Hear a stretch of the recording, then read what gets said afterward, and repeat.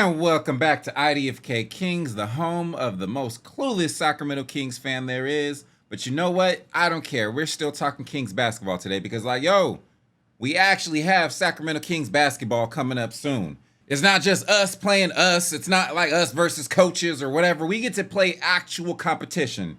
Now, it is the Warriors, so I don't know if we really want to call them competition. I mean, come on, let's be real. But we get to play somebody else. Because I know we're itching, y'all. I know we are fiending for some Sacramento Kings basketball. So today, what I want to talk about is how it's all going to look. Who's going to score? How are they going to score? What's going to happen? Who's doing what? Before we get started, I still want to reiterate, I don't know what the fuck I'm talking about. I don't know shit. So let's just make sure we have that through our heads. So like what I say is probably 99.9% bullshit. But you know what? It's fun.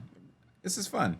First thing I want to talk about is DeMar DeRozan and Domantas Sabonis. Now, the reason why I want to talk about these two and why I'm mentioning them both together is DeMar DeRozan said it himself, y'all, this pick and roll game is going to be unguardable. So if it's going to be unguardable, I imagine they're going to do it a lot. You keep doing it until they can stop it, and if they can't stop it, then you just keep doing it. So I imagine we're going to be running this all the fucking time. So let's talk about those two. They are pretty much a package deal.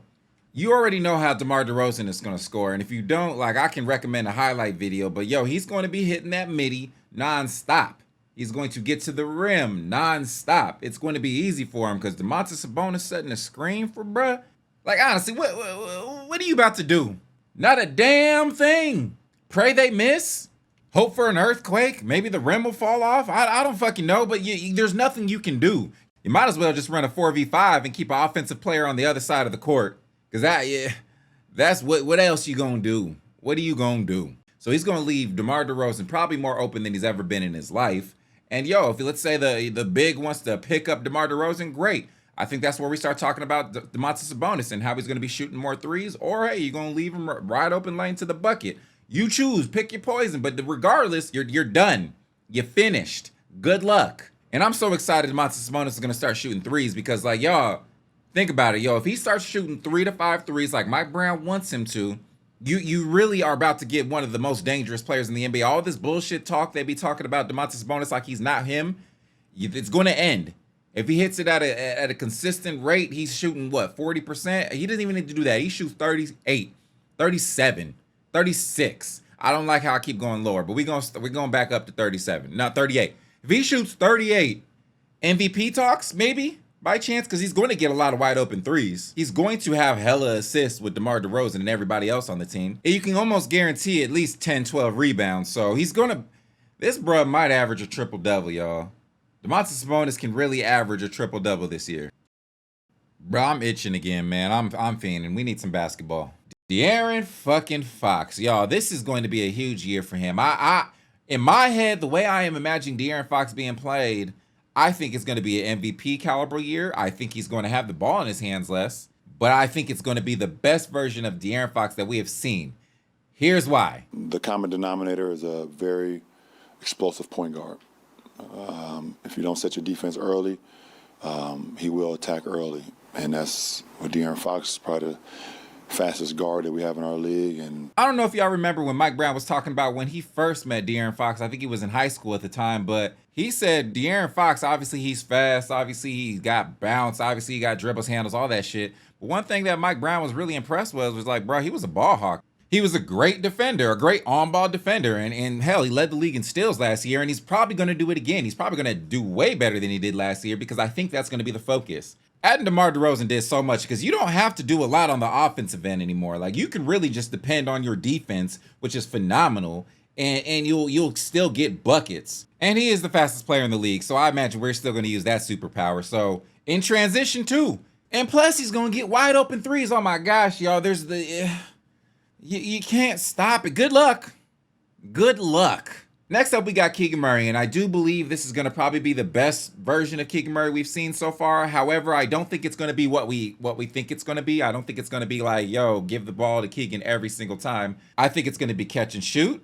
I think it's going to be in transition. I think he's going to be a lot of dribble handoffs. And the thing I'm excited to see is him probably taking advantage of more of the mismatches. Like, I think we're going to see Keegan Murray in the post a lot more, and that's kind of what he was when he was in college. Like, he was, for the most part, a post-up player. So I expect to see a lot more of that. Because of that, I see his points going up, his rebounds, steals, blocks, all of that. I think all of his stats are just going to go up.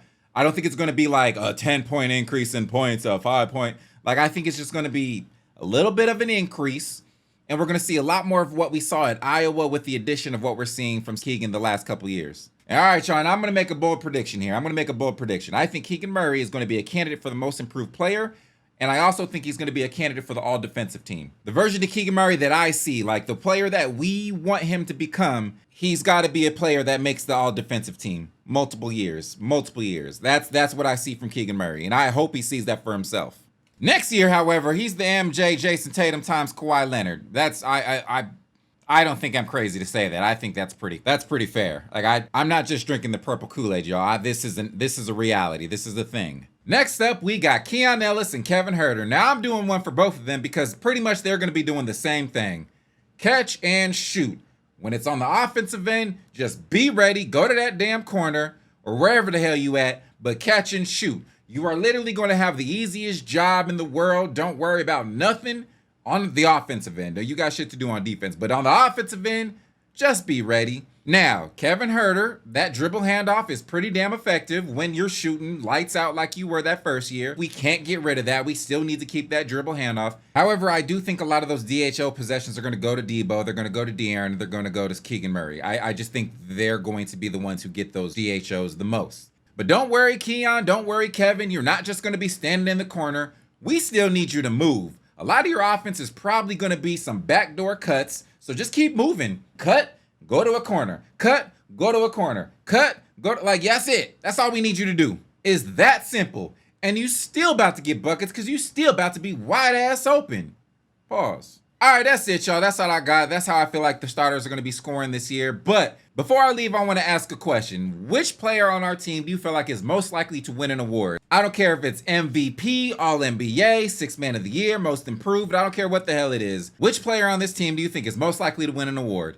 Go ahead and leave it in the comments, y'all, but that's all I got. Bye.